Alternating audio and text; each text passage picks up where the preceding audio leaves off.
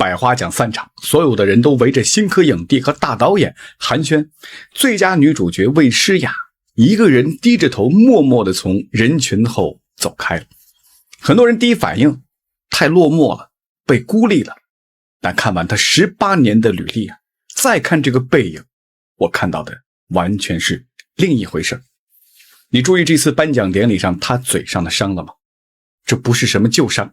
2026年7月30号，魏诗雅在拍摄悬疑剧《手谎》，右上唇被飞溅的玻璃碎片割开，伤口属于全层撕裂创伤，医生紧急手术，里外缝合了50多针。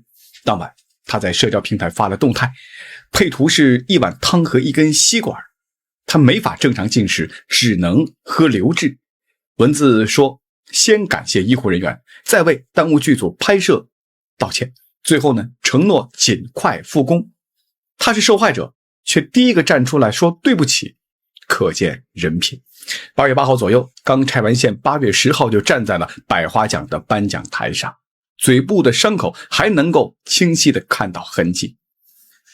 魏诗雅这个香港女演员内地的很多朋友可能比较陌生。她是谁？1984年出生在香港的公屋里，父亲是地盘工人，母亲全职照顾家里，一家5口挤在一间小屋子里。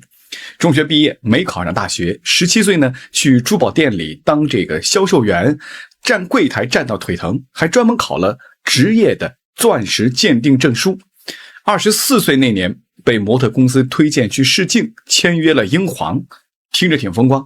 可接下来她从女主角一路滑到大配角、小配角，很长一段时间无戏可拍，演过闺蜜，演过尸体，演过只有2句台词的龙套。观众能记住角色，但记不住她这个人。最苦的时候2016年前后，她和同公司的陈家乐跑龙套，身上经常凑不出完整的车费，谁兜里多一张纸币就借给另一个人，打车回家。同期出道的香港演员呢，有人靠人脉拿到了大制作，有人北上参加综艺，他呢，整整18年，大部分时间在荧幕上充当背景板。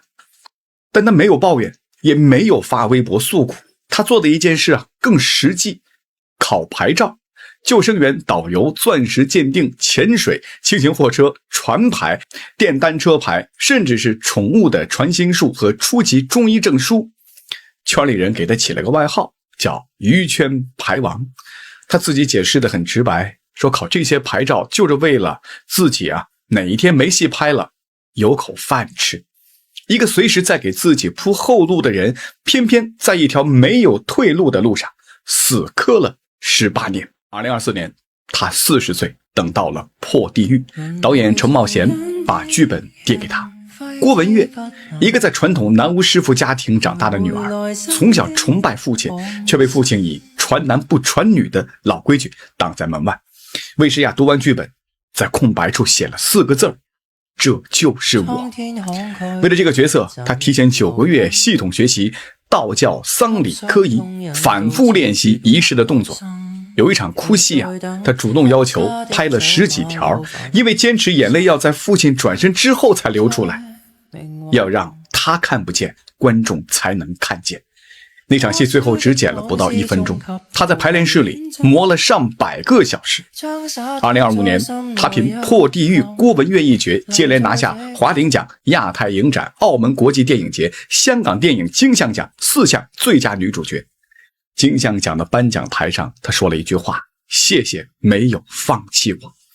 2026年8月10号，百花奖现场101名观众评委投票，魏诗雅拿了51票，第2名的高叶26票，宋佳18票，超过半数，断层领先。她成为大众电影百花奖历史上首位香港籍的最佳女主角。凭破地狱同一角色，正式解锁金像奖、百花奖双料影后。镜头扫到她，一脸难以置信，不是演的，是真的没想过。现在再回看那个独自离场的背影，你还会觉得是落寞吗？他不是融不进围着大导演和流量明星的圈子，是他从一开始就知道演员的底气不靠混饭局刷合影，你把时间花在哪儿，哪儿就会回报你。他花了18年，把所有的时间花在角色上，奖杯自然会找到他，观众自然会记住他。现在很多年轻演员演了2个配角，就忙着跑红毯混圈子，生怕别人不认识自己。但魏诗雅用18年告诉你一件事，角色演好了，全世界都会认识你。别再说他落寞，一个从龙套一步步走到影后的人，独自走的每一步都比挤在人群里假笑寒暄踏实得多。你看过《破地狱》吗？觉得他这个影后实至名归吗？评论区里聊一聊，也请把这条视频分享给你身边那个正在默默努力的朋友，告诉他，路再长，走得踏实，就一定能到。各位听众，欢迎收看云山解码。8月10日晚，北京国家速滑馆丁四代第38届大众电影百花奖颁奖典礼，101位大众评委现场投票，魏诗雅凭借《破地狱》中国文乐一角斩获最佳女主角。前年底看过电影《破地狱》，当时就觉得女主魏诗雅的演绎格外惊艳，可即便如此，也没想能成为百花影后。要知道，在此之前，港台演员只有刘若英曾经拿下过此殊荣。一个内地知名度不算顶尖的香港演员，为什么能击败马丽、宋佳、高叶等一众对手？魏诗雅1984年出生在香港上水太平村公屋，父亲是建筑工人，一个人养活全家。他中学毕业就出来打工，站过珠宝柜台，还兼职模特、救生员。最窘迫的时候，连打车回家的100块钱都要向身边朋友借取。他根本就不是专业的演员出身。2008年签约英皇，出道戏叫《四叶草之圣》庄舞步爱作战。公司觉得他和歌手魏诗重名，让他把姓氏去掉，用诗雅2个字出道。一个连名字都要改的演员，在片场角落站了10几年，演过闺蜜，演过尸体，演过只有2句台词的配角。观众能记住角色，记不住他这个人。没戏拍的时候，他回到六福珠宝继续卖钻石，但他做了一件更实际的事，考牌照。导游证、船牌、进阶潜水证、救生员资格、宠物传心师资质，加上此前的钻石鉴定师，被圈内称作鱼圈牌王。他的解释很直白，考这些牌照就是给自己买保险，万一哪天没戏拍了，总得会点什么糊口吧。一个随时在给自己铺后路的人，偏在一条最没有退路的路上死磕了18年。2024年，导演陈茂贤把《破地狱》的剧本递给他。郭文月，一个在传统男模师傅家庭里长大的女儿。魏诗雅读完剧本，在空白处写了4个字：这就是我。角色是一名受传统祖训束缚的男模从业者，很多民间技艺传男不传女。为了演好这个角色，他提前大半年去学殡葬仪式，没有师傅愿意教女演员，他就四处求教，这里学一段步法，那里学一套手势，一点点拼凑练习，把整套仪式动作反复打磨，手指磨破也不曾停下。所有荧幕上看起来浑然天成的表演，背后都是无人看见的死磕。有一场哭戏，他主动要求拍了10几条，因为他坚持眼泪要在父亲转身之后才流出来，要让他看不见，观众才能看见。那场戏最后只剪了不到1分钟，但他在排练室里磨了上百个小时。郭文月这个角色压抑沉重，杀青之后情绪很难抽离，他要躲在住处看大量动画片，慢慢把角色身上的沉重感剥离出来。如此小众的题材，却演绎出如此大气的表演。2025年，他凭这个角色拿下金像奖影后，2026年又拿下百花奖影后，成为双料影后。7月30日，魏诗雅在拍摄新剧时遭遇意外，左上唇被飞溅的玻璃碎片割开，一条血管断裂，肌肉撕裂，全层撕裂创伤，深处还嵌着多块玻璃碎屑，清创缝合超过50针。手术当晚没法正常进食，只能喝流质。他在个人社媒先感谢医护人员，再为耽误剧组拍摄进度道歉，最后承诺尽快复工。他明明是受害者，却第一个站出来说对不起。8月10日，拆线不到1天，他出现在百花奖红毯上，镜头扫过，他下意识抬手摸了下嘴角，又迅速放下，笑着点头，嘴边还带着淡青色的缝合痕迹。领奖台上他手足无措，恰恰是一路摸爬滚打过来的真实状态。他说很害怕自己是0票，结果以51票拿下过半数的碾压式胜利。8月11日，魏诗雅返港，自己一个人拖行李箱，背帆布包，没有助理帮忙，看到大批媒体围堵，本人一脸错愕。记者问他获奖感受，他说戏如人生，每一步都让自己成长。真正打动人的表演，可以跨越地域，打破圈层的预判，被更多普通人看见。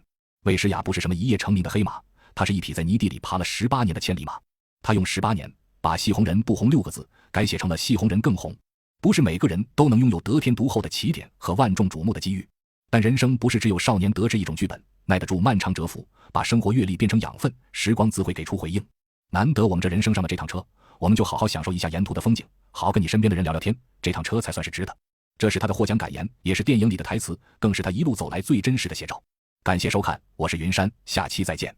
刚从百花电影节颁奖典礼回来了，魏诗雅获得最佳女主角让我非常高兴。在投票前分组讨论的时候，我对于最佳女主角推荐魏诗雅着重表达了自己的观点。一，从角色塑造本身来看，她把女性的细腻、坚韧和爆发力都展现得淋漓尽致，并且整部电影以她与父亲的相处为核心内容。她不是功能性的角色，她就是全片的灵魂，是影片成立的前提。第二，从内地与香港的文化融合层面来看，香港电影这几年式微，但是魏诗雅的获奖告诉香港同胞，他们在电影里展现的那种华人特有的亲情、父女关系跟我们血脉相同，文化相融，我们同样能够感受到。现在百花节是中国电影的一场盛事，它就是家里过年。香港电影人也不是门外的人，是我们家里的自己，这个节与他们也息息相关，而且他们优秀的表现应该被更多的观众看到，要让他们知道，他们也实际上获得了这些观众的认可。